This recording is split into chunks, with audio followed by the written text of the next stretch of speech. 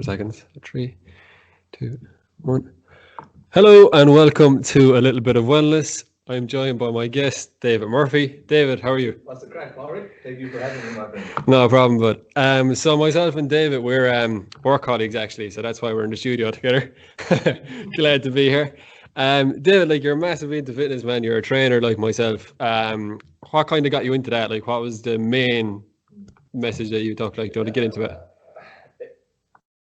So it's a bit of a long story, mate. If I'm kind of we kind of grew up in my family. We were mad sports, like athletes. We played soccer, football. We did athletics. We did everything. We were always playing sports, always the whole time. So up until my early 20s, I was never really a gym guy. Never in the gym. I had a set of dumbbells at home. And I would just, I got bicycle curtains, guns, the ticket to the gun shows, big arms, big for all the girls, and that was it. And I used to think, oh, you big arms are strong, you're big, you're everything, but that wasn't the case at all. So I got injured in the middle of a football game. Actually, I was a bit of a. How are we for curses on this, Joe? All good, man. All good. I was a bit of a cunt on the pitch. I'm not gonna try and hide it. I was just getting sent off more times than I did anything good. So I kind of tried to hard tackle a guy who was a rugby player, more or less, as I used to always do. And whatever way we connected, I came off the worst. And I hit the ground so hard on my left shoulder. The ground was so hard in the pitch in the KDL in Tralee. And my left shoulder completely popped. The collarbone out of place, out of socket. And to this day, it's right here. You can see, right, sticking out here where it's not supposed to be. And yeah, that kind of drove me into rehabilitation. I had to do rehabilitation and physio for 8 months. I couldn't play any sports. I remember my ex-girlfriend at the time. She used to kind of have to dress me in the mornings because I couldn't move my arm. How old were you when that? I was 23. So five years ago. Around that, yeah. And yeah, it was a tough one. It was a sore one. Not being able to play sports. I didn't really care about every other aspect of things. Just not being able to play sports. My brothers were still playing. We were still kind of winning the trophies, winning big games, and I was sitting on the side with the arm in the sling. So after I got the arm off the sling, we did some physiotherapy with Jack Buckley from the Square. Did some physio with him, and we did some rehabilitation here actually inside the gym with Tony. He was the one who started me off my rehabilitation, and slower we got into it, the stronger I got. And then I started noticing, I was putting on a bit of size, bit of strength, and other people started noticing it then as well too. So that kind of release of dopamine, endorphins, you feel great after working out. Man. Did it happen fast for you, the size? Like, was size, it? Yeah. Yeah, the virgin gains, as they say, that happens with everybody who's working out. Like, when you haven't really lifted before, worked out, you haven't been following a certain diet, once you start hitting the gym, and you're going to see the virgin gains. There's no better gains in working out in gym work than virgin gains. No better gains. They're always the best ones. It's the maintain, and especially when you hit a plateau, it's the maintain that's the hard work. So I started gaining muscle anyway, and before I knew, I got addicted. I got addicted to working out, going to the gym. It was everything to me, and yeah, I fit again, got stronger again, put on some size. I was able to protect myself in playing sports when I eventually got back. And my game changed actually. My entire game changed. I used to be the kind of skillful, hard tackler kind of guy, but once my game changed, I was more, I was blocking, I was more hold up to the leg. Yeah. I was a bully. Slower kind of. Yeah, I completely lost a bit of pace. Yeah. I lost the art of pace, but I got so strong. And being able to hold up players twice my size, physical in the air, whereas before I was getting bounced around, that kind of way. And it just changed my whole outlook and everything. And yeah, I suppose in general, there's always a silver lining when you think of it. I'm glad that happened to me. That's how it happened. That's how. When everyone says, "Do you like not regret it, but like it does it cause you pain or anything like that?" Sometimes it does. Yeah, of course, there's a bit of a pinch. It's nowhere near as strong as my right, but it is what it is. It's the hand I was dead, but it got me focused, got me driven to where I am now. Passionate about lifting weights, gym, working out, and helping other people. So I believe things happen for a reason, and 100%. supposed to happen to me. To figure out what I needed to do. I agree with that. I think every kind of thing that happens in your life, it shapes you. I agree, because man, even in your we could go so deep about things here. Even in like your mental health and stuff like that. Your relationships, your relationship with your friends, your family. You kind of as you said, it shaped you. You figure out who you are. I didn't know who I really was for a while there. I went through some amount of personality changes. Yeah, 100%. Yeah. I want to say I was a bit of an emo punk kind of guy. I had this blonde Mohican with the very long clothes back in the day, the long t-shirts, the high tops, all black, the wristbands. I used to the ear. What's that called? The eyebrow pierce. Eyebrow pierce. Yeah. I pushed it out. My body neglected it. That should have been a bit of a tentative sign. Yeah. This isn't for you, my friend. Your body's rejecting it. I went through that. I found out who I kind of really was as I got older and things started happening in my personal life. Even a couple of years back there, my ex-girlfriend, the latest one, we'd say, the latest one. Of a big long list. But yeah, it was when we broke up, that's what kind of really, it took hold to me, or where I needed to be, what I was doing wrong, and like how I was going to change. I'd never been more focused on what I need to do and how I need to go about to achieve it than I am right now in this current environment. Because when I was with her, and we had a great relationship, she's a terrific girl. We didn't end badly or anything like that. So if she's listening to this, you and she are terrific girl, it's not good stuff for you. But I don't know, there was times there I kind of went through it on my Instagram on a post. See, I'll ramble on here. You're good. That's what it's all about, man. I went through it on an Instagram post back in about a year or so ago about where I was mentally after the whole breakup situation. I remember, there was times when we first got together, I would have done anything for this girl, anything, man. Everything. I remember there was times when we weren't seeing eye to eye, and we took a break for a while, and I was distraught, and I was.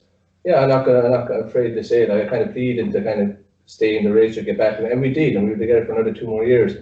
But at that time, when I look back at it now, from when we eventually did break up again, there was a time when I would have done anything for that girl, anything in the world, anything. And then, as towards the end of it, we kind of I wouldn't even get off playing games of Fortnite with the boys when she'd come home from work and stuff like that. I wouldn't get off playing Call of Duty.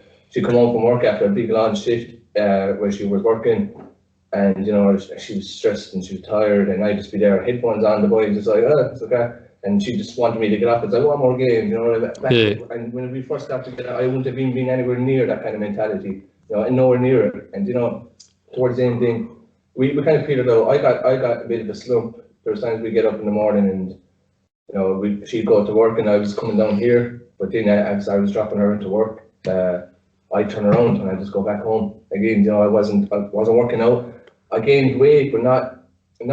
I didn't get sloppy. I just I was still training, but nowhere near where I was. I wasn't in the shape that I am, and I was depressed. That's I was depressed, man. I was a bit down. I knew that there was something in my life that wasn't right, and to be honest, I blamed the girl, and it wasn't her fault. It wasn't her fault at all. I felt like that she was holding me back, but she wasn't. And when I see it now, when I look back at it, it's like, no, she wasn't. It was just where I was. Exactly. The first thing we seem to do when we get into a bit of difficulty is we look around and point. Yeah, you. But the person we need to look at, we need to get a mirror and stare straight into it and say, what can I do? Because we have control. We do, because at the end of the day, when we did, I knew we were coming down a bad road. We were going down a road where we were drifting. We were completely split apart. I was going one direction, she was going the other. And what we had so much in common for became like little throwaways at towards the end. They're obstacles more than anything. Yeah. I used to go to put it. We used to kind of have a lot in common terms as well too. I would work out every single day, follow a certain diet, and then blow it all on the weekend, going out to the pubs with the boys, with herself, things like that, and eating shit food, mate, and chipper at the end of the night. 3 days after, then not really working out properly, and that was that vicious cycle. It kept going and going and going, and I could feel, drink is a downer. God is a downer. So you are depressed after a hangover. You're thrown down. Mm-hmm. It is what it is, and then you start thinking, and You know what I call that? I call that a week to week person. They live week to week. It's live for the weekend. You're recovering after the weekend on Monday, Tuesday, Wednesday, and then you're just waiting for Friday again after that. Mate, you hit the nail on the head. That's exactly the road I was going down, and came to a point in my life where I knew I had to change that. I had to do something. I went to, I went to Cork. I got qualified in stuff that I love to do, and I was still in the relationship at the same time. We were still golden at that time as well too. But it didn't towards the end. I wanted to do more. Yeah. I wanted to travel. I knew I really want to travel, and this whole COVID thing got missing a lot of that. Yeah. But I wanted to travel. I wanted to create online businesses. I'd learned so much stuff over the pandemic. The first lockdown, I do webinars and seminars. I learned marketing, everything like that. So when I don't want to sound bad, but I felt like my ambition outweighed hers. Anyway, where she was kind of still stuck in that certain area where she'd like to go out on the weekends, stuff like that, where I wanted to focus on improving and setting myself up for the long term, things like that. So we kind of drifted towards the end. Yeah, it was. We didn't end badly, but it was sad still. I was in a bad spot. I was in a bad place when we broke up, even though I knew it was coming. I knew it was coming, and I'd seen it coming. I just couldn't stop it, and I didn't really want to stop it at the same time. Yeah, it seems like that. How you speak about it, it seems like that was the big shift in terms of your mind. That it was not that she was a bad person or anything. It's just you needed to get out of that for yourself to become. Maybe you hit the nail on the head again there. The person could be the nicest person in the world, but they could still be toxic towards you. In terms of your life. Not in terms they're not toxic person to you. Of course. It could be not for the best for you, but it just doesn't work out. Exactly. That's just the way life is in general. You don't. Yeah, I'm a strong believer. You're not going to meet the girl who's right for you or the man who's right for you in your hometown. I just don't think so. No, maybe not. Need to get out and expand. Well, maybe you do. Maybe there's some cases you do, but I think the modern day, I think a lot of people settle. You know what I mean? They settle, and I'm not one to settle. I hate settling. Settle is exactly what it says. You settle for what's in front of you. You're settling down. You get lazy. You get complacent. You just become content. I don't want to be content. I want to be happy. You want someone that challenges you. Yeah, exactly. Properly. You want someone that's going to come into your life and make it better. Not just improve it. Like you're not just coming in and it's like, oh yeah, I'm happy I have a girlfriend. I'm happy I have a boyfriend. Or something like that. Yeah, no, you need to bring someone. I feel like you're wasting your time if you just get with someone just for the fact to say you're in a relationship. Yeah. And that's coming from a guy. I've been with a lot of girls, and I was a bit of a dickhead back in my day, and I know where we're talking about and stuff like this. So yeah, it just came to a point where we needed to break up, and that, as you said, completely shifted my mindset. I was in a whole new level of focus. Hired a coach, one of the best coaches in the world. I had so many great coaches like Alan Murphy. She was my mentor for a long time. I still keep in contact with him whenever I'm questioned about something. My own current coach, Joe Bollinger, great coach, amazing person, superhuman being. And I feel like if you want to improve, you've got to invest in yourself, you've got to invest in your life. You can't just go tipping away day by day. That's just my mindset, it's how I think. I'm always about improving. Like that settling mindset, man, it doesn't work for me. I just cannot settle. There's always, especially as a man, I feel like when men settle, you're just settling. Like, I don't mean to sound bad either, but do you ever see like guys nowadays when they settle, it's like they have dad bods at 20, 22 years of age. Yeah. They start getting the dad bods in, and it's like, you're just settling down, you're not trying to improve yourself. And I hate that kind of mentality, that mindset. I feel like a man I feel like when a man gets complacent and gets comfortable, that's when he's at his most vulnerable, and that's when he can be.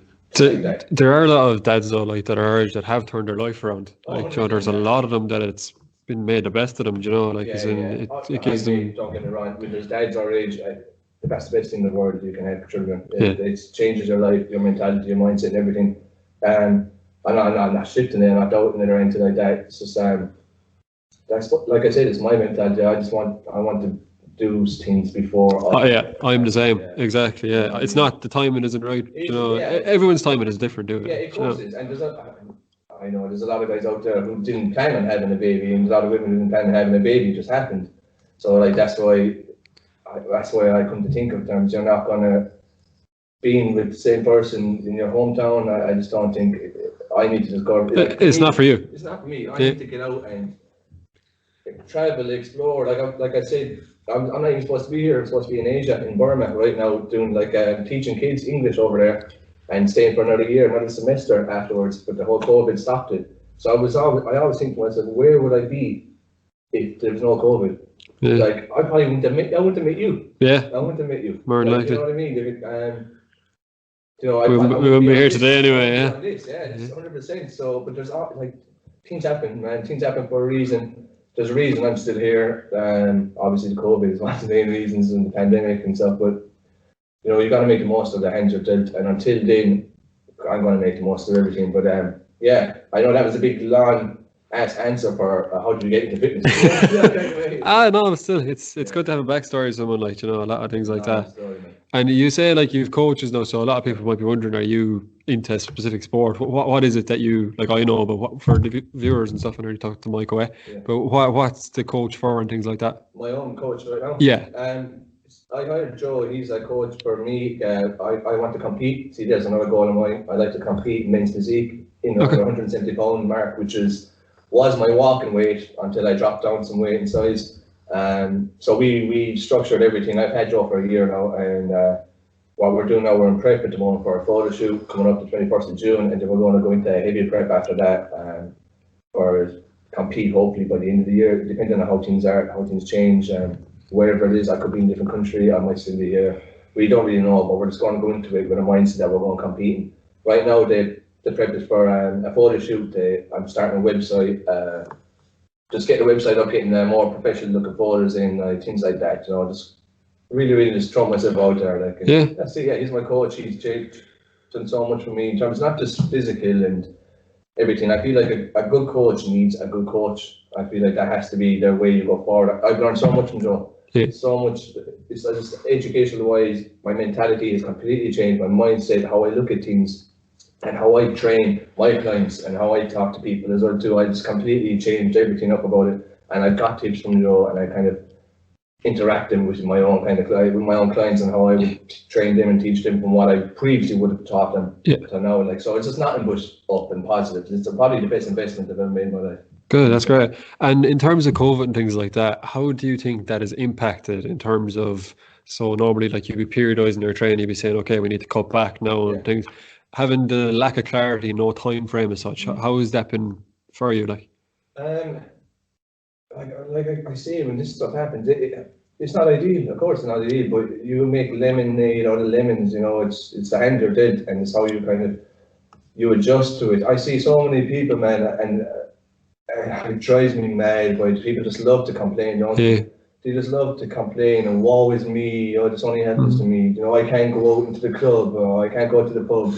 Like, there's people dying. There's homeless people around the place, and perspective. It's perspective, man. And I feel that when you have that shallow mindset, that inside, it just shows you where you are in your life and how you think about things.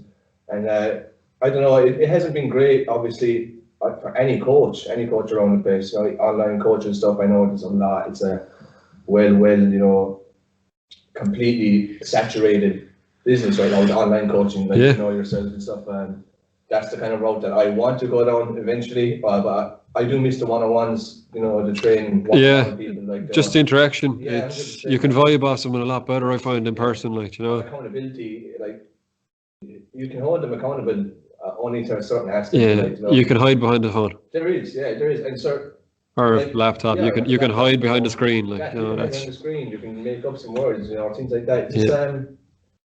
It's like when you see them in person, you can read, I feel you can get a deeper connection to them as well too. And I think that you're a personal trainer. You are a personal trainer. Like, you are literally, they hire you to train them personally into what they need for their goals. If you're going through one client at a time, it's like, oh, that's my client here, and I have another client who wants a completely different thing to that person, you know, or another one here, all within the same day. Are you really giving them the best value? You know, are you giving them the best money? You know, bang for the buck, as they say.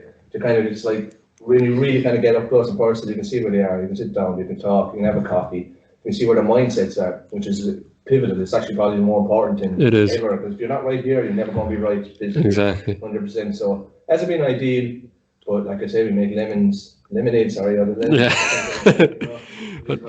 Definitely. I'd just like to point out, this podcast here, I've done prep for every single one of them, and I'm absolutely winging this one. That's me, though, guys. I already know when I get going, I just banter off. You know, you probably find it hard for me to shut up, to be honest. Not at all. It's all great. I was just saying, we have a bottle of whiskey here. Might as well. Pour perfect for Break after a heavy leg session. 100%. No protein shakes here, guys. Just No. have the squatting. We're This going to drink is- some whiskey. I better get on mic, but this is a post-Cheltenham celebration for me. Yeah, I have no idea about horse racing, so I'm just gonna, I'm just gonna be the sidekick here. Launch, yeah. Sounds right, my man. Oh, Jesus. We'll do the air, I suppose. Here's launch, yeah. There you go, buddy. A small zip. I'm too used to that. That's it now, that's the end of it. We're out, guys. I'm gonna go mad. This is a wellness podcast, but This is wellness talk, guys. I haven't touched a drink in a minute. have you not? I haven't drank in a minute, like, and I'm literally just after, for all of you that's watching this, I'm literally just after a leg session, came straight in here. This wouldn't be ideal, so don't just go copying this. Get your protein shake, get your carbs in, get your protein in, stuff like that. Natural if you can. This is strong, and it's tasty, but It's good shit, alright. I went through 2 bottles last week during Cheltenham myself. I've seen it. Don't be telling that to anyone. Oh, that's good, boy. Yeah. I've been Paddy since back in the day. Me and Yeah. Siobhan, I was telling you that earlier. Yeah. Since back at Arms Hotel, inside the pans, in the stall, drinking Paddy's, nice And Paddy's. do you know what I just find out? We shouldn't be going about drink too much, but when I was younger, I used to be able to drink whiskey and just floor it back and not a word. Didn't even think of it, like, you know, it's just. You know, as we get older, you swear we're old, we're in our 20s, but it's just, I don't know, man. And I feel like when you get into fitness, your body can't handle half as much. Exactly. Man, I go to pubs and drink after 4 pints, 100%. And I'll be winning it. The boys will be like, yo, wobbly there. I was like, I am not, man. Yeah, exactly. And I'll just be in my head, oh, I get some food, go home. Yeah. I'm gone, like. I find the more you kind of dedicate your life to more positive things, Yeah. when you get into, like, not the drinking and going out was negative, but when you try and do it in terms of binge, like, Yes. and go, like, 4 pints is like you're serving, that should be it, really, you know. Yeah. But we're so used to, I drink 8 and 9 pints, great, It's 10 like pints, or mentality, it is, man. See, the thing is, like, when did it become so bad that, oh man, I drunk after 4 pints? Yeah. I'm after saving a ball of money. I'm after having the same Exactly. you know. Like, it's such a bad boast. It is, yeah. Do you know, it's it's man, it's like, Yeah. it's like, oh, because at the end of the day, alcohol is a drug. It's like, I can take more drugs than you. But it goes back to the week-to-week thing, though. So many people, like the people that can drink the 10 or 12 pints, and I have been one of them. Yeah. You're going out every weekend. That's your life. Yeah. And Do you know? you're able to drink 10 or 12 pints because your body gets used to it. Yeah, exactly. So it becomes as I say, man, the real times there, I'm the hard man, you know, I'm sober when the boys are rotten. Exactly. We're drinking the same amount. Yeah. But now, when you look back at it after a certain period of life and where you are, you think you're like, oh, Jesus, man. Yeah. You know what I mean? That was a dark path I was on, like, yeah. It's true, though. It's true. 100%. I agree with you. But that's nice, man. And I haven't had a drink in a minute, and Yeah. that's it now. I'm on the way. Yeah, but what I found, like, recently, but, like, I'd have, like, I'd have maybe 3 or 4 glasses of whiskey a week at max, do you know, but no, like, once a month, like, do you know, one Friday night I'd have 1 glass of whiskey, Yeah. and then maybe 1 day a week I'd have one glass. That's it. Yeah. Keeps it in moderation, do you know, and it's not. Moderation. There's nothing wrong with it. Like, what I used to do before was, and this is going to relate to any kind of walk of life, but I used to go off drink for 6 months. Yeah. I wouldn't touch it. I'd be like, no, I'm into fitness. And next thing, there'd be one big event on, and I'd go out, and I'd be fairly drunk fairly fast, but it would be the next day, and then the following weekend, and then next thing you go on 6 months of out every weekend, and it's a vicious cycle, like. Same here, like, you know what the concerts they have here, Revival. Mhm. Those things. There was something similar like that with me. I won't be drinking for a while. Then a Revival or the races will come around, and then before I know it, I'm drinking 7 days a week. You know, or the races. That's it. Yeah. Or the Revival, you wake up and you just all you want to think is that cure the hangover, go straight to the pub. Yeah. And because the boys are all up for it, because you're up for it because you're still drunk. Yeah. All you think That's is it. banter, Yeah, you know what I yeah. mean? And you get the cure off getting more drink. You do, yeah. So I feel like it shows in certain people as well too, when they start abusing alcohol, not just because of how they act, because of how their physique goes, their skin changes, the complexion. You know, you can tell that person is abusing alcohol. Yeah, you know, definitely. Because they're not aimed at from eating food, man, not a chance. No. For certain different weights, you can tell an alcohol, you put on weight from drinking too much alcohol, and you can tell when you put on weight from eating too much food. Alcohol, empty calories, stuff like that, it's just usually a pop belly or a crunchy face. Exactly. Yeah, whereas food is just like you're just getting circly. Yeah, it goes all, yeah. Legs and everything. Exactly. Like that, Yeah. For alcohol, bass comes, the pop belly comes. And the rest of it stays. Yeah, the rest of it stays probably mediocre at the same time. What time, like, but Definitely.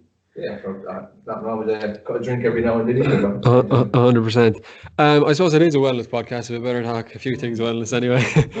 No, but so what would you kind of do for your overall well-being? You spoke an awful lot about there how not being in the right environment for you and with the right people, how it impact you negatively. Yeah. Like since then, you've refocused things. Like, what would be your top 3 things that you really religiously stick to kind of keep me in that routine? Self-motivation. You have to be self-motivated. That's the key that I do. You have to be self-motivated. If you're looking for a YouTube video or a post to get you motivated to do something, you need to have a clear outlook on where you are in your life and what you're doing. If you don't, like, I get it. You know, people motivation can be hard for some people. You know, it's hard for me even. You know, it can be hard to be motivated. But if you're not self-motivated, and that ties in to discipline. Yeah. You know, you need to be discipline and motivation tying together completely. So if you're disciplined and you're motivated, you get in a structured routine, what you're doing daily, write it out, have a goal set. That's going to be one thing. It's like, no matter what, it doesn't have to be exercise, working out. It can be anything from your job to your relationship to walking the dog, things like that. So I'm almost walking my dog today. I'm going to do that walk, come back, and how much more productive are you when you start doing things you say you're going to do? Accomplishing things is like it releases so much positivity. Productivity is just doing things because you say you're going to do them is like the biggest endorphin release for me. When I say I'm going to do something, I do. Like, it's as simple as that. I'm not going to say, I'll wait till tomorrow. There's no better time to do it than now. So like self-motivation, discipline would be key. Another one is surrounding yourself with the right type of people. No, okay, this is a big one because I got a lot of mates and I'm only a small circle though. I have a certain amount of friends. I have a lot of friends, but I have a very small, tight unit, and I'm on about 70 group chats. I'm not even kidding. I'm on so many group chats, so that's not even WhatsApp. That's just Messenger. But there's one little group chat that that my closest friends and stuff like that will be on. We stick to that. We kind of keep that middle going. Just kind of surround yourself with the right people who want nothing but the best for you and things like that. That's when I feel like if you're in one group and then the next day you're in another group, that comes across as fake. Yeah. It comes across as that you're not. You're trying to please everyone. You're trying to please everyone, and you're not going to please everyone. People are going to hate you. You could be Mother Teresa. People are going to hate you. Yeah. It is what it is. Like, I just feel like stick to your guns. Be yourself. Either way, people are going to love you or hate you. Just kind of surround yourself with the right environment, the right people. Like even down here with you in the gym, I'm surrounded by like-minded people. Mindset, we're all about fitness, health, well-being, everything like that. I live here, you live here, we more or less live here. Like I know, like we are the lucky ones. We are because we can come in here with the keys to the place. We can come in here, we can train, we can do anything. But we're not just doing it for the sake of doing it. We come down here, we do live videos, we do videos, recorded videos for memberships and stuff like that. We're not just coming in here every day just to train because we can. Yeah, or talk to each other. It is a perk. It is 100%. It's a perk, but it's a release too. Like I talked to Trev a lot, and Trev would be saying, he just wants to, even because he has a gym at home. Yeah, I'm the same. Like, but I prefer to come in here. There is. That's the atmosphere. Yeah. The music going. You're surrounded by your mates who are into the same type of thing. Exactly. It's just it's a release. That would be my second thing. Surrounding yourself. The environment. Yeah, and surrounding yourself with like-minded people. The environment. That would be my top 2 things. And the third one is routine. You need routine. Yeah. You can't just wake up and win it every day. If you're not gonna, if you wake up 5 days a week at 7 a.m., 8 a.m., and then let's just lounge around till 12, 1, 2. Not only are you missing out on a lot of caloric daily intake, but your productivity is down, your motivation is down, and you have a higher chance of, especially if you're on a diet, if you're in a focus like that, you have a higher chance of kind of breaking a diet, fast, whatever it is, because you've not much time throughout the day. So you need to kind of like structure it all. Structure, routine, like idea, even making your bed in the morning, like, things like that. Small, tiny things, waking up. So many people get up, and I was one of them, get up and they spend half an hour on the phone before they even get out to bed. Yeah. Do you know what I mean? I was one of them. I understand it. I do it myself the odd time, but of course. You don't mind checking up on check-ins, things like that. But if you're on it and you're going through every app like Facebook, Instagram, just to see is there anything new from Joe down the road, like. That's it. It's like, come on, man. Like you're wasting half an hour in your bed, just on your phone, when you could just be up drinking a pint of water, stretching, getting out in the fresh air. The body craves structure and routine. Yeah. The human body needs structure, it needs routine, it needs discipline, and most of all, it needs to socialise. We need to socialise. I know socialising is hard now with everything that's going on, and we are being like kind of kept away from each other. But we need to socialise. We need to get out. We need to walk. We need to meet people. We need just to do that. Like we are social animals. Like we are 100%. That's what we are. We are. It's instinct, and like that's why so many people during lockdowns and things like that, like getting down, they get depressed, they get everything, and it's completely understandable. I understand that. Like I get a bit down too sometimes when I'm just by myself, or if I'm in Tralee by myself with I won't get too far into it, but things like that. But yeah, man, it's just to come back to it. As I said, I tend to rant. Discipline, structure, surrounded by yourself with the right people, the right environment, and just motivation, self-motivation, things like that. These are the 3 key things that I try and stick to the whole time. And my coach, having a coach who has everything set up for you, all you got to do is implement it. You're 90% there. Yeah. So just a little plug to if you're looking for a coach, anyway, plug there for both of us. Yeah, 100%. The most thing I kind of picked up on while you were speaking was be yourself. Like what I noticed massively, I went into first year of college, and I was playing up to people. So do you know how you conduct? You're not in a good place mentally when you're acting to try and get a reaction from others. Yeah. You're the clown. You're the class clown. That's what you're trying to do. Yeah. I was trying to be with everyone happy. Oh, great! I wanted everyone to like me. Yeah, the yes man. Yeah, and everyone talks to you. Everyone is happy in your company. No problem. But as soon as you find yourself, and as soon as you I decide, I had the knee injury, and it kind of woke me up. Yeah. I suddenly realized, okay, this is who I want to be, and you start losing friends. Losing them. They're not your friends. No, Yeah. you're just you're a circle that's so wide but so vague. Yeah. And it suddenly closes in. Yeah, and next thing it's a narrow. I agree with you, man. That happens like a similar knee injury. I'm lucky because all my close friends that have a foot injury are still my close friends now. Yeah. They're not supportive like that. I'm on so many chats, like I say, but there's one chat in particular. There's only 4 or 5 of us on. There's probably 4 or 5 of my closest ones. My brother is one of them. You know what I mean? So yeah, I'm worried. It's not that I won't worry. Yeah, I won't worry. What am I saying? Well, when you start changing, you start becoming more happy with yourself, and you start acting like more yourself, and you start losing friends. They're not your friends. No, you know what I mean? they're not really your mates. Yeah. There's people that that are in your social circle. That's it. Yeah. Like drinking buddies. How many people have drinking buddies, but are they really your friends? If you met them on the street, would you actually have an intimate conversation with them? Would you be caring about what's going on in their day? Yeah. I've seen there's so many people I know from town who I've known for years upon years, and I'd say though to we chat a bit, but would I tell them anything? Would they care tomorrow if I left the country? That kind of. There's a certain amount of people, and it's very rare that you have just one really good friend. But when you have about 3 or 4, like I am, I'm one of the lucky ones. It's rare, man. So hold them tight and always put your friends and family first. Yeah. And obviously with you come first. We come first. I come first. You come first. In our own mindsets. Yeah. The people at home, put yourself first. Friends and family come after. Because if you're not happy with yourself, you're not going to be happy with them. Yeah. So once you're happy, they're happy, and vice versa. Definitely. So don't worry about losing mates. It is what it is. They're not really your friends if they kind of dwindle from you just because of a certain way you're being there. That's it, exactly.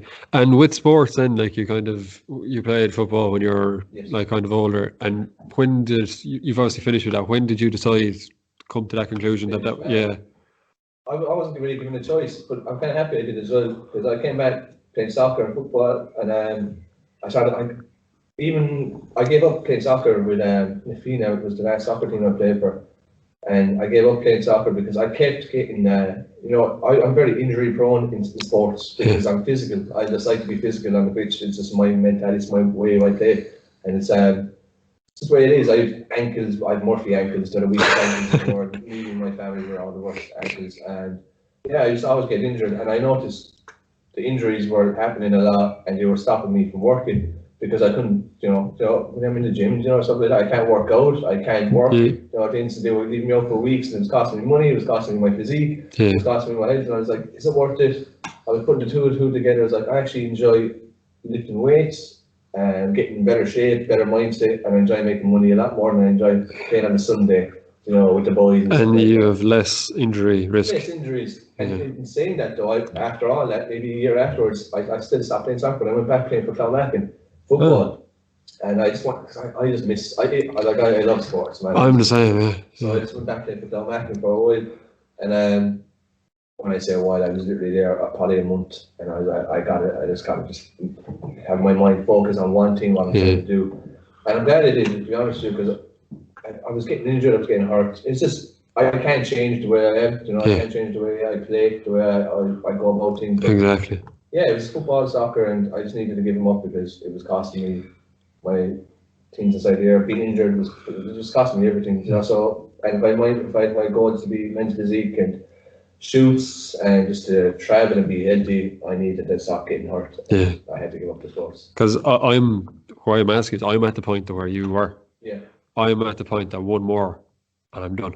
That's it, yeah. Because I can't cope with it anymore. Like it's mentally I can't cope with it, physically I can't cope with it. I come back from football and I could do the lightest session in the world. And you're still, I'm in agony. The DOMs would be ridiculous. It's crazy. It's the impact. My body just can't handle it anymore. Yeah, you said that to me upstairs Thursday about spinning out about the hip flexors and stuff, and if you had a tilted hip and stuff like that, because you said about the surgery you had in your leg. Yeah. And that was everything is compounding and compounding, and it's just. My advice to you, and I think I said this to you before, you've got to pros and cons, see what always the best and what means more to you. Yeah. And I know you love football and stuff, but is football going to pay the bills? Football going to get you what means the most? I need to get out on the football pitch to get my hair cut. That's the bet I've made with myself. Oh man, my hair. Yeah, because the very first day we met, I was the only one in here that used to wear headbands because my hair would be on top, so I wear headbands. And this bollocks came inside with a headband, and I was like, oh, I have a bit of a rival here. And I didn't know that he was working here. I was like, oh, I got someone who wears a headband too. And you told me that you have a bet that when you win. It was more, one of the lads said to me, is like, you'll never get back on the pitch, like. Yeah. But I was like, no, I'll be back for the county final. So that's where it came from. Yeah, but we never made the final. So you can't. So until I get back in the pitch now, and like, who knows when football going to be back. Yeah, and you played back there, don't you? Yeah. And a mate of mine, Dylan. Dylan. He's. I know, does he coach there now or? Both. Yeah. Sure. Dylan's an animal now. He's yeah, jeez. Genetics style. He was always. I trained with Dylan down here a couple of times, and I didn't train with him. I was working down here, and he'd come in, and I just watched him training, and I helped him out a bit. Well, he's strong. Yeah. They're so strong. I consider myself strong, aesthetically very pleasing on the eye, but man, that fella, his legs are like tree trunks. Yeah. Do you know what I mean? I feel like he comes in with a shoulder problem and he just squats with one arm. Inside there squatting, he's like, oh my god, his shoulder. Yeah, couldn't do the rotator cuff. Rotator cuff, and he was just sitting. I was like, oh man, so anyway, I didn't even see him squatting 125 kg, and it's like, hang on here a minute, what's going on? Where am I stuck in? You know what I mean? But we have different training. Like he trained football for that. I trained aesthetics and things. We have different types of training. Exactly. Dylan, we hope you don't mind getting mentioned in the podcast. I don't think you'll mind. Dylan Griffin, guys, shout him out. DJ and Fitness Wellbeing on Instagram. Go follow him. There you go. Proper promotion. And so yourself, you have your own social media out there. David Murphy Fitness. I have quite a few social media. Well, in terms of my fitness, I have the David Murphy Fitness, which I want to kind of cut down to this DM Fitness, but I will see what goes. So I have that social media. I have Twitch. I have so many things that I do, and I need to expand on it. I'm not very consistent with my social media. I need to be because I have so much stuff to post, guys. I'm not really a social media guy as much. I like the odd story every now and then, but I just not really. I don't really care about social media. I don't really care about likes and follows and things like that. It's not my team, man. Maybe years ago would have been the only thing I cared about. It would have been. Now it's like, fuck. But just at the same time, guys, David Murphy Fitness on Instagram. Follow. Click that button. Get onto my Twitch as well too, and subscribe, and help me make money. Okay, so that's all it is. When I make money, I'm happy. When I'm happy, you'll be happy. It's all about the money. That's all that. That's what it comes down to at the end of the day. Can do at times. As well, if any of you are watching, like, share, and subscribe to this channel too, please. Yes, like, share, and subscribe to A Little Bit of Wellness. A little bit of wellness on YouTube, yeah. Yeah, because I'm going to do it. I'm going to blast you all out with my stories to my, I don't know, my followers. Massive audience. So we just go from there. We'll be among the masses. So with yourself, like you've told me what you do yourself for well-being. For anyone like that's starting off as someone that has no clue what we've talked about just there, that needs the basics still, that wouldn't be the answer for them. But that's the answer to everything, whiskey. But what would you say to someone just that has no experience with this? Like we're kind of talking here, like it's just a natural conversation for us because we've experience in the field and all that. But someone that has no clue, like kind of where to start, what would you say to put fitness or well-being, anything at all, like kind of? Well, everyone starts somewhere. That's the first thing I'd say. So a lot of people, mates of mine, girls, especially females, the female girls that I train, and female girls that I train, the females that I train, and the girls who come to me and ask me questions but don't actually put in the work on training themselves and stuff like that, but they just want to know where they can start. Everyone starts somewhere. I started somewhere, Paul started somewhere, Cannon von Moger started somewhere, Arnold Schwarzenegger started somewhere, everyone starts somewhere. So don't be worried about coming into the gym and seeing all these meatheads and these gorillas roaring and shouting. I can't stress this enough. We don't give a fuck if you're training. Yeah. I'm sorry for the language and stuff like that, but girls who are afraid to train in front of boys because they think guys look at them, you need to fucking sort your mindset out. Like, because we don't care. Guys don't care. Everyone's in the gym to better themselves. Everyone. Mm-hmm. So don't worry if you're a female and you don't want to be around training fellas. It doesn't matter. The guys, no one cares. And damn, like. But it is understandable because I know it can be intimidating. It can, because I like when I used to come in when I was like my arms used to be tiny. Yeah. Like genetically, like my father's skinny, he's not. You know, I'm never going to put on muscle mass easy. Okay. It's just the way it is for me. Like I have to work harder than other people. But I used to come in and look at people lifting huge weights, and I was like, oh yeah, will I do that exercise now off like 40 kg lighter? I was like, do you know? But now there's lads my age to come in and they're looking at me and they're saying, Jesus, how are you lifting that with your arms? Do you know? But it's just the way. Consistency, guys. That's another one. Like Park asked what advice I'd give. I'd say just get started. Start. There's no better time to start than now. Don't just wait. Oh yeah, we'll keep it a weekly team, so we'll start on Monday. You know, just start on Saturday, start on Friday or Thursday. Whenever. Exactly. The body doesn't care. You're starting. You're working. It doesn't care. Yeah. Consistency. Like Park said, I was the exact same. Intimidation happened with me. I was coming into the gym. I was forced to go to the gym, and I'd never been to the gym before really, so I was forced to go over the injuries. And the guys that I used to meet in the gym, big, strong guys who are still going to the gym to this day, I used to look at them like, you know, meatheads, you know, that kind of way, juiced up to the gills, and they weren't juiced. I was way bigger than I was, I just assumed. And I used to, kind of a bit of natural intimidation. Now I'm inside there, and these same guys are looking at me like I'm the juice head, like I'm the meathead, and how would I train this? And they get onto me about certain aspects of what. And I just think, I remember 4 years ago when I used to be scared to even look at you because you were bicep curling 60 kg, you know, the kind of way with a barbell. And so I used to be scared to look in your direction as you're roaring and shouting. And now it's come to the fact where you're asking me how for advice, and it's like, I just love how it goes full circle. Yeah. But yeah, as I said, consistency, get started. And what's best, if you don't really know, you need, I don't mean to plug, but you do need a coach if you don't really know where you're going. Because if you get your form wrong, you risk so much injuries. Form particularly, and you need to beat compounds. The three main things you need is the three main compounds. You need to deadlift properly, squat, and bench press. If you're going to do any isolation type workouts, you need to be able to do that type of stuff first, because that's where your core strength is going to be, your base strength is going to be, your stereo are, and then the isolations will come after. Yeah. As you get more and more advanced, you can always do pre-exhaust workout, you can do isolations, very minimal compounds, but to gain strength, you're going to need the compounds. You're going to have to get used to compound lifts and stuff like that, pull-ups even, things like that, body weight programs. There's so many things you got to do, and you've got to be able to follow.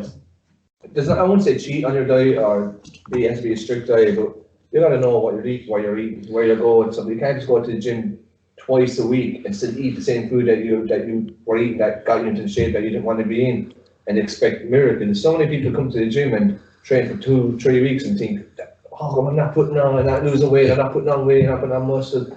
it's hard. You have to be consistent with it. There's off seasons. Pros have off seasons and stuff like that.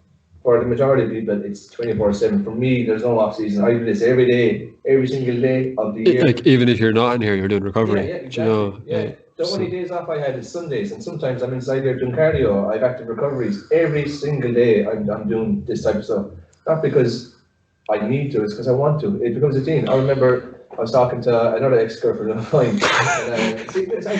Hold on, 1, 2. How many we on now? Yeah. She comes here. She trains there. You know her. Like I was training her there recently. You know, and talking to her about because I was in Boston not that long ago, last year sometime, and I was in Boston for what 10, 12 days, can't remember. And all I was looking for was gyms everywhere. I couldn't find a gym anywhere. I eventually found one, and it pays you go type thing. Expensive. Dear. Oh yeah. What was it? $16 for a pay as you go. Every single time I go in. And I remember like this, like my brother was over there, and he'd be like, "Man, take a break. Like, you know, you're over here on holiday."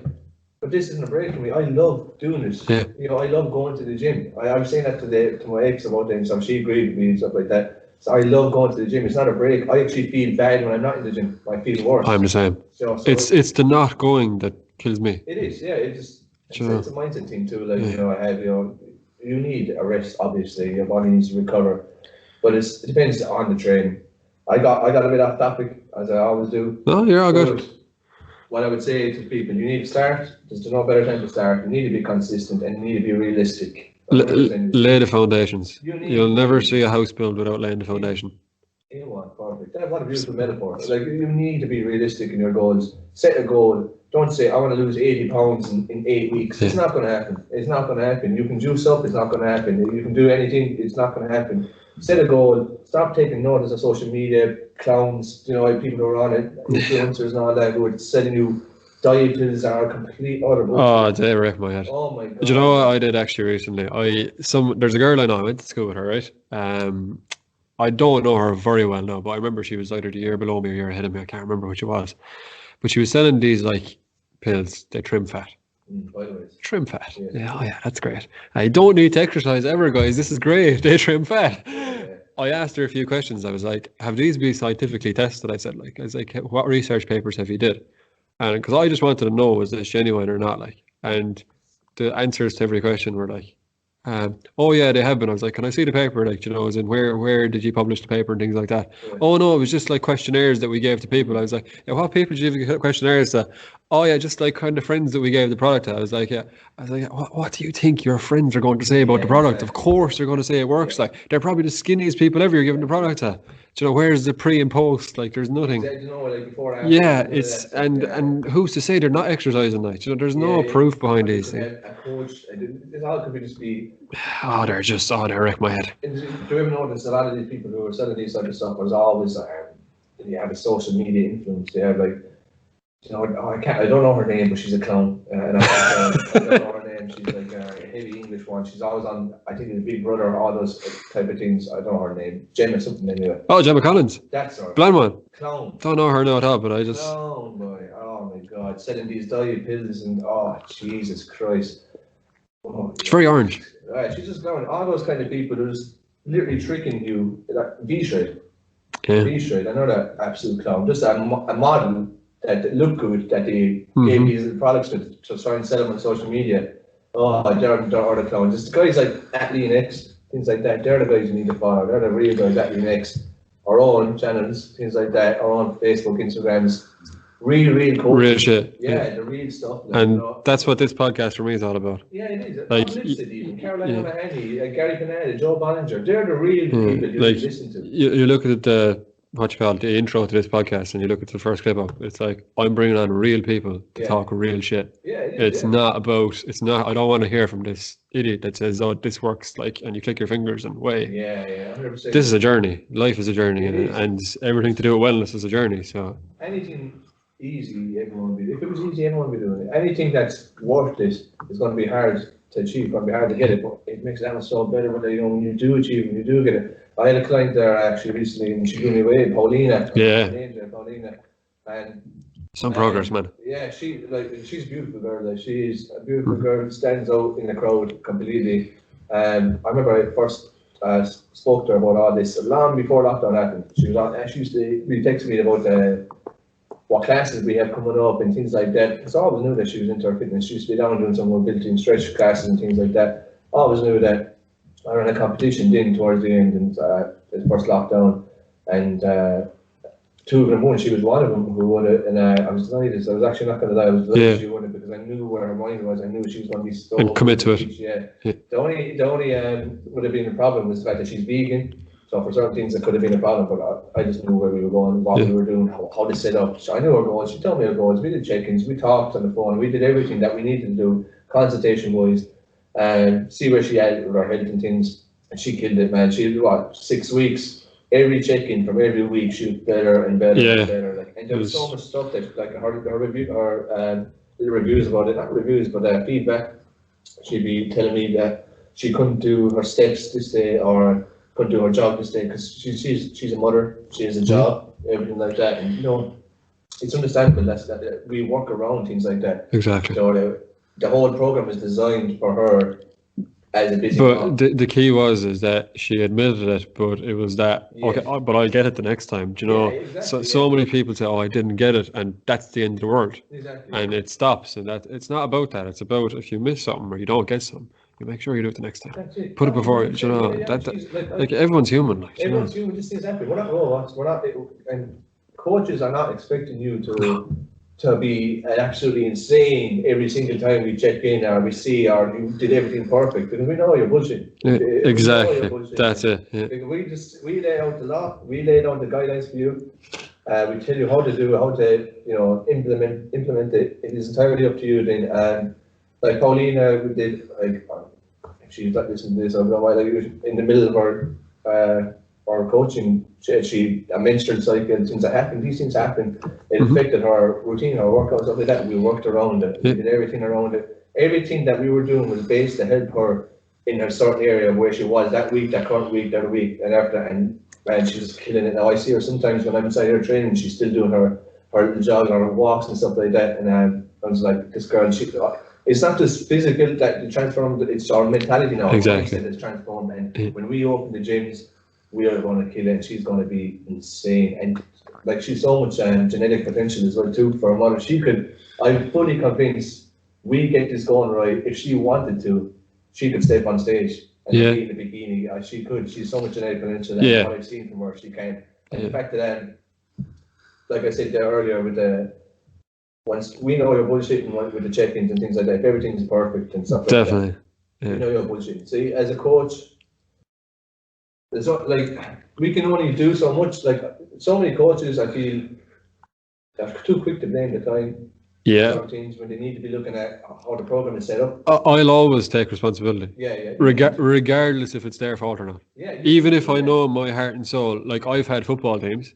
And I know that what I was doing was right because I if I didn't, wouldn't be a good coach. I believe in my ability in the story, and I know what I'm doing is right. But I still took the blame for what I knew was their shortcomings because that's your job. That's your job. You're the coach. You take the responsibility regardless. You're personally training. They are paying you to give them the best of your knowledge for what they want to achieve, not for what the other person next to them wants to achieve. You're not a group coach and something like that. You need to, like, I feel like so many coaches, they're so quick to she didn't follow this, she didn't follow that.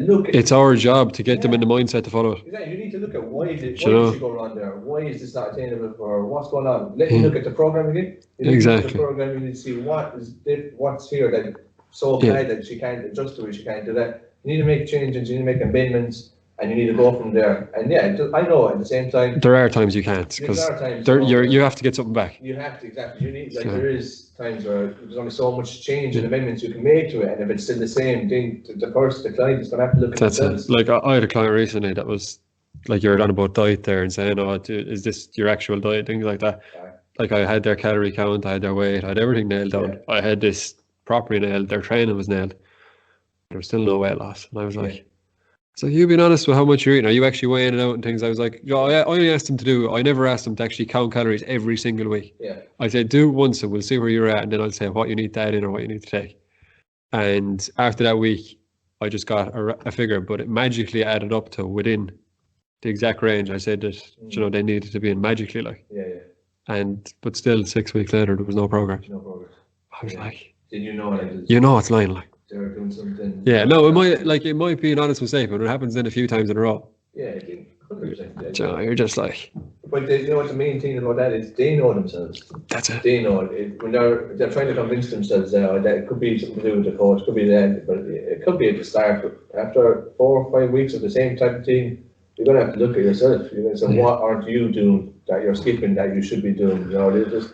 And so I know it's hard for a lot, especially females, with the counting calories and the maintain stuff like that. You know, a lot of people do the fasted workouts or keto diets and things like that, which I'm not a big fan of because I don't think they're maintainable. You can't maintain that in the long run. You can't just like for the rest of my life until I get to a certain weight that I like. I'm going to do keto. I'm going to just go fasting. I'm not going to eat. I intermittent fasted for a long time. The next thing I was like, I can't do this. Yeah, they're not maintainable. They're just not. No, I wouldn't strike them out like other people do. Yeah. They have their place. They're short. They have their term, like for focus and things like that. Yeah.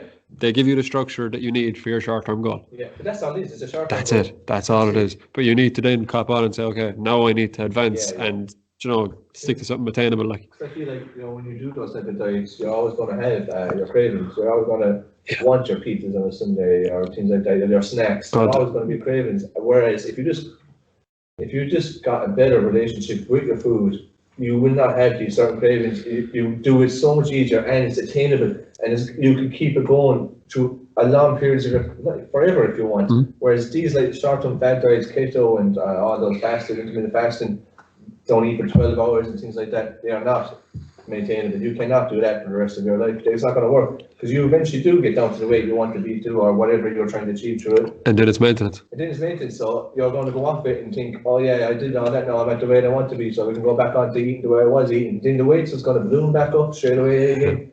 It's just, some people just don't want to put in the hard work. They just want to just do it an easy, fast way. But it's small margins. It is. People think it's this big, huge deal. It's not. It's not.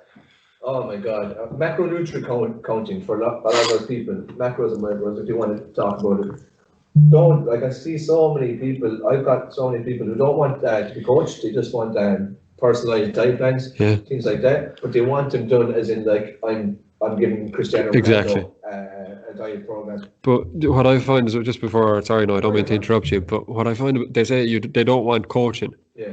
But your diet is based off what you're coaching it. It is, 100%. Yeah, and exactly. They don't get that. Like. They say I just want to lose weight, so I just kind of want to know what to eat. I was like, you can eat everything that you're already eating. It's just about how much you're doing, the quantity, how you're doing the moderation, things like that. You still can eat that pizza. Maybe instead of eating a full pizza every Sunday, maybe you eat half of it, maybe you eat 2 slices of it. I got so many people, and I'm not gonna lie, I've done up the programs for them as well too, just to they wanted, they asked for it, they got them. Kind of way, even though I've told them so many times on message, talk, is like, you don't need this. This is very, very strict. This is what's going to be kind of hard to maintain as you're going forward. So the idea with my diet programs is you're going to be on this diet program for 3-4 weeks, and then depending on where you are, we change everything up, and then we keep changing the program maybe 2 or 3 weeks from that point on. But so many people are doing it, and just like that.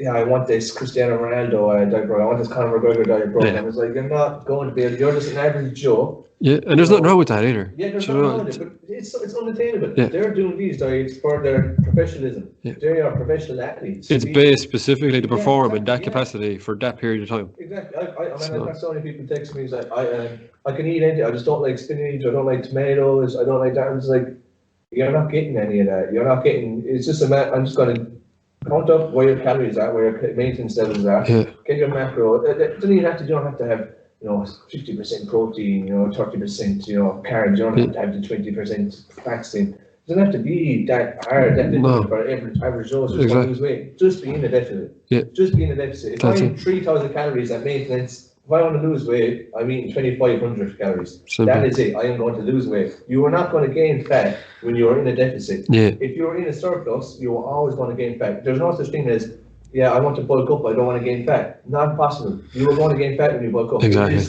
just this human body. It's unfortunate fact, but it's... They think social media is a blame as well. It is. It is. Like, I've gone angry around here about this. You're all good, man. You're all good. So just like we've touched an awful lot on kind of physical health, diet, things like that. In terms of mental health stuff like that, like you spoke an awful lot about COVID, lockdown, how we're nearly finishing up now, but in terms of mental health coping with COVID, how have you coped with it, and what would you say to Ooh, the public about it? tell you what has helped me a lot with the COVID. I started, and it's kind of completely, I don't want to say it's off it, but the fact that we are in lockdown and we can't really travel too much, you kind of, like I keep saying, you make lemonade out of lemons, you make the most of it. So what I did was for me to help in the first lockdown and kind of get used to it, I signed up for webinars, seminars, all that type of stuff to learn new skills. I just learned new skills. There's a guy called Phil Graham, who's a coach as well too, very, very good coach. I started taking part in a lot of these webinars and things like that and seeing how I could. There's no point sitting at home and just waiting for this to die off and just kind of staying at the level you are. You need to level up. There are so many things you can do. So many things. Yeah. I started Twitch. I started, because there's two things I'm very passionate about: fitness and gaming. I like playing games with boys. I like playing games with random people around the world. I just love it. I love doing that. I love interaction. And I started my Twitch channel, and it keeps me. I'm on a structured routine of how I would, when I'm streaming, when I'm not streaming, things like that. And you're locked down. What else can you do? Only play video games with the lads for a while. So you might as well stream it to people online and hopefully make some money off it. I've learned marketing skills. I've learned how to do e-commerce, all that type of stuff.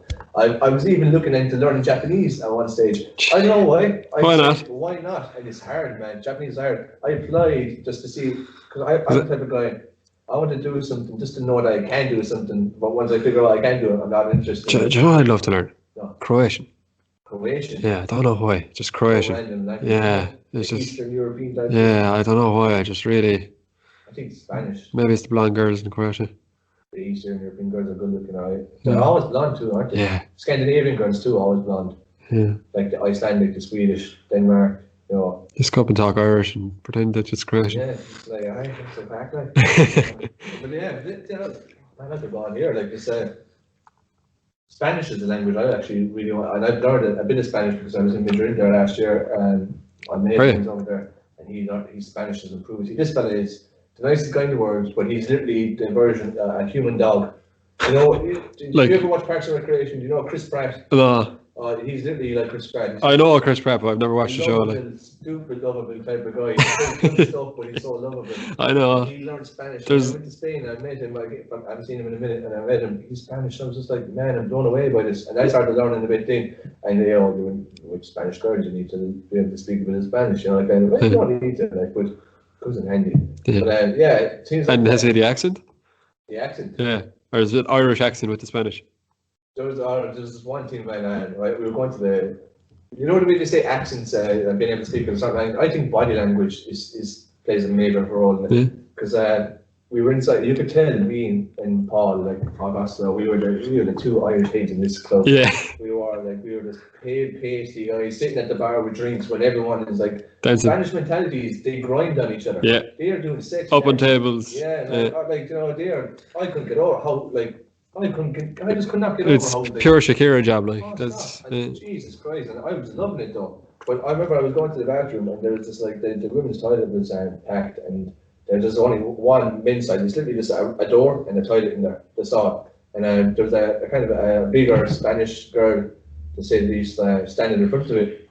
And I was trying to walk in. She kind of stopped me. She blocked me. And she was like, "Oh, babidi boopy," you know. And I was just like, "Oh yeah, I understand." But I did understand, even though I didn't have a clue, but I could understand her body language. And then Paul came over and was like, "What's going on?" And I was like, "Oh no, her friend's inside getting sick, like she's just waiting at the door there." And then the one was like, "Steve," and then the one came out to the toilet and she was like, "Massive grand," and I was like, "Oh, no worries." And Paul was like, "Oh, the fuck did you do that?" I was like, body language, man. I just knew what she meant. I knew what she was trying to say. I couldn't understand a word. Because body language is a huge thing as well, too, man. People, your body language can tell more about you than you speaking, So, did you ever see the Joey Barton interview? I know the one. When he went to Marseille. Yeah. No, I can't stand Joey Barton. He knows I love him breaking. I can't stand him. Oh god, it's funny. Right, we've nearly kind of got there. We're actually over an hour now. Whiskey's nearly gone too on top of it. This conversation, I love this. It is. It's nice. I actually want to keep going on with this one. I just don't want it too long either. Anything you want to talk about? Well, I want to say sorry first and foremost because I feel like I just could not shut up talking there. You know, when I get going, it's hard to get me to stop. That's what it's all about, man. So, no, it's not really. It's not really like anyone. For the viewers at home, whoever's viewing, if you want to get in contact with me or talk to me about or advice about anything, just DM me on my Instagram page, David Moore Fitness. I'll talk to you about anything, I'll give you advice, anything fitness, well-being, anything like that. I'm here, free advice. I'll even do a free program for you if you want. If I'm feeling, yeah. We'll see where we are. I always give one free if someone's starting out. Yeah. Like if someone's never taken a step before. Yeah. To make them take the step. Exactly. Like I'm working on a few teams at the moment, and Power College has got a lot of stuff going on at the moment. Just fair play to you. I love this podcast idea. I really want to do something. It's pure Stone Cold and the Undertaker with the whiskey. That was great one. Yeah, I love it. But things like that, like I want to do a podcast. My mentor from Cork, Alan, he's on a lot of podcasts. I'm more free shout out. Class guy, great guy, amazing human being. Sensei, yeah. Love the horse. Coach Joe Bollinger, like just the best. Do you say Joe Bollinger? Joe Bollinger, yeah. That's class. There's a horse I back to Cheltenham, Bob Bollinger. Really? What a hero. Small word. Telling you. But love it. Yeah, I'm doing my own website. Getting the website started to get me going again. On Twitch, guys. I stream on Twitch. I have a lot of things where I might do live workout streams on my Twitch channel. My own type of workouts that you can follow at home. Well, not really at home, but once you get into the gym and stuff, you have your own gym. The bodybuilding type workouts, guys, are not body weight movements that we do here. These are bodybuilding type workouts that I do. So yeah, I have a few things I'm going to. I kind of keep a couple of things quiet because just in case things. Yeah. You want to keep. I have this podcast planned a year. Yeah. Like since last February, March, and I kept it quiet until literally November, December. Yeah, because I didn't know was I going to be able to get the things in place. Like I remember one of your first Instagram stories I seen when we first started doing these casts. And there you had the video behind the camera of your phone with the saying it's like podcast vibes. Stuff yeah, like I was like, it actually looks like podcast vibes. And I kind of put it up. I was like, I'd love to do one as well too, mate. Just do a podcast because I can talk for days, man. I just can't shut up. And once I get something I'm passionate about, that's it. It's fitness and game. When it's someone that you're comfortable just talking to about, just we're mates as well too. Like so, it's not like we're strangers talking to each other. I'm not just telling a random stranger about my ex-girlfriends and things like that. Exactly. So that is what it is. I'm passionate about fitness, gaming, women. Things like that. So yeah, it's great, man. It's been good. I don't really need to say too much else about it. I enjoyed it. It's great. Yeah, it was absolute pleasure, man. Thanks so much for coming on. Can't wait, and I'm going to do it again, just so you know. 100%. It was the best podcast that I've winged so far, for sure.